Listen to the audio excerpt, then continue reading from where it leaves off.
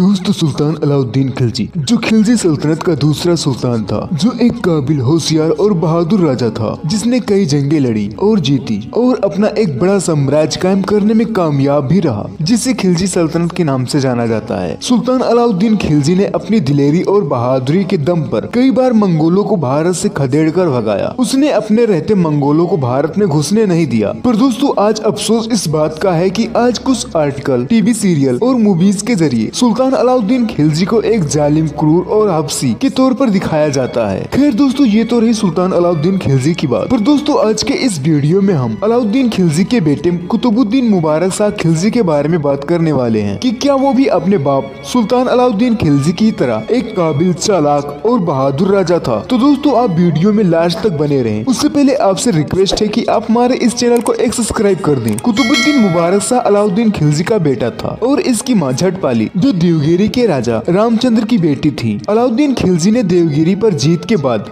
वहाँ के राजा की बेटी से शादी की। मुबारक शाह इन्हीं की औलाद था। यह किस्सा शुरू होता है 1613 से, जब दिल्ली के सुल्तान अलाउद्दीन खिलजी की मौत के बाद सल्तनत उसके सबसे वफादार गुलाम मलिक कफूर के हाथों में आ गया। सुल्तान अलाउद्दीन खिलजी की मौत से पहले जब वह बीमार था, तब मलिक कफूर ने अलाउद्दीन के दूसरे बेटे खुर्ज खां को बंदी बना लिया। दरअसल दिल्ली की तख्त पर मलिक कफूर खुद बैठना चाहता था, लेकिन वह डायरेक्ट तख्त पर नहीं बैठ सकता, क्योंकि खिलजी सल्तनत की सपोर्ट में तमाम रियासतें और सल्तनतों के अमीर थे। इसलिए मलिक कफूर ने अलाउद्दीन के बेटे कुतुबुस्शाह मुबारक को सल्तनत का अगला सुल्तान बनाया और अपना उसका संरक्षक बना। मुबारक शाह सिर्फ नाम का राजा था। सल्तनत की असल हुकूमत मलिक कफूर के हाथों में थी। मलिक कफूर ने अलाउद्दीन खिलजी के बाकी बेटों को अंधा कर जेल में डाल दिया। मलिक कफूर ने मुबारक शाह को भी मारने की कोशिश की थी, लेकिन मुबारक शाह वहाँ से बचकर भाग निकला। इससे रिलेटेड इतिहास में एक कहानी सुनने को मिलता है कि जब मलिक कफूर ने सुल्तान अलाउद्दीन खिलजी के सभी वफादारों को चुन चुन कर कत्ल करना शुरू कर दिया, तब उसने अलाउद्दीन खिलजी के बेटे मुबारक शाह को भी मारने की कोशिश की थी। मलिक कफूर के सिपाही मुबारक शाह को महल में घेर लेते हैं, जिसके बाद मुबारक शाह वहाँ से भाग निकलता है,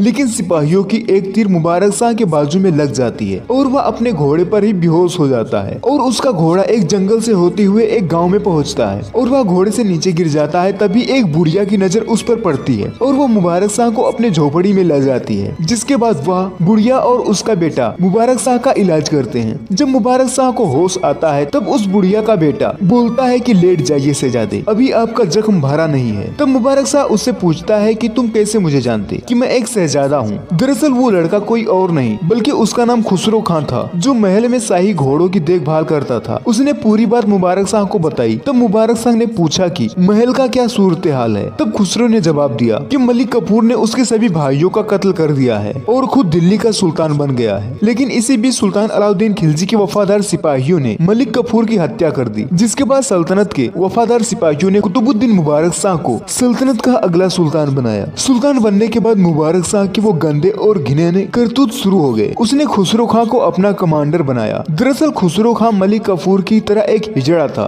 और मुबारक शाह खुसरो खां को हद से ज्यादा पसंद करता था और उसके साथ रात बिताया करता था। आसान लफ्जों में कहें तो वह गे था। इस बीच मुबारक शाह ने गुजरात के सूबेदार जफर खां को शिकस्त दी और देवगिरी पर धावा बोला, जहां उसने तमाम सोने चांदी और धन लूटे। इस बीच मानो जैसे कि वह पागल सा हो गया हो, क्योंकि वह अजीबो गरीब हरकतें करता। वह हर रोज अपने गुलाम खुसरो खां से शादी करता, जिसमें बाकायदा वह दूल्हा बनता और खुसरो खां उसकी दुल्हन और बाराती भी होते। इसके अलावा इनका निकाह भी होता और सुबह वलीमे का इंतजाम भी किया जाता। यहाँ तक तो ठीक था। कभी कभी वह शाही दरबार में औरतों के लिबास पहनकर आ जाता। इतिहासकार जियाउद्दीन बरनी के मुताबिक मुबारक शाह खिलजी कभी कभी बिना कपड़ों के महल में दौड़ने लगता। हालांकि ये कुतुबुद्दीन मुबारक शाह के कुछ अजीबो गरीब शौक थे। उसने सल्तनत के लिए कुछ अच्छे काम भी किए, जैसे सैनिकों के 6 महीने का तनख्वाह एडवांस मिलता। उसने विद्वानों और कुछ खास लोगों की छीनी गई जागीरें वापस कर दी। उसने बाजार और किसानों की सिंचाई पर विशेष ध्यान दिया। उसने अपने गुलाम खुसरो खां को अपना गवर्नर बना रखा था और सल्तनत की तमाम जिम्मेदारियां उसे ही सौंप रखी थी। खुसरो खां मन ही मन मुबारक शाह से नफरत मदद किया करता था और खुद दिल्ली तख्त को हड़पना चाहता था, जिसमें वो कामयाब भी रहा। उसने चाकू घोंपकर मुबारक शाह खिलजी की हत्या करवा दिया और अपना खुद तख्त पर बैठा। लेकिन वो ज्यादा दिन तक तख्त पर ना बैठ सका, क्योंकि सल्तनत के वफादार सिपाहियों ने खुसरो खां को भी मार डाला, जिसके बाद यहीं से खिलजी सल्तनत खत्म हो गया और दौर आया तुगलक वंश का, जिसके बाद दिल्ली का अगला सुल्तान बना गयासुद्दीन तुगलक और यहीं से तुगलक वंश की शुरुआत हुई। खैर दोस्तों, आज की इस छोटी सी वीडियो में बस इतना ही। वीडियो पसंद आया तो वीडियो को एक लाइक कीजिए और अपने दोस्तों के साथ एक शेयर, और इसी तरह की हिस्टोरिकल वीडियोस पाने के लिए हमारे इस चैनल को एक सब्सक्राइब करना मत भूलिएगा।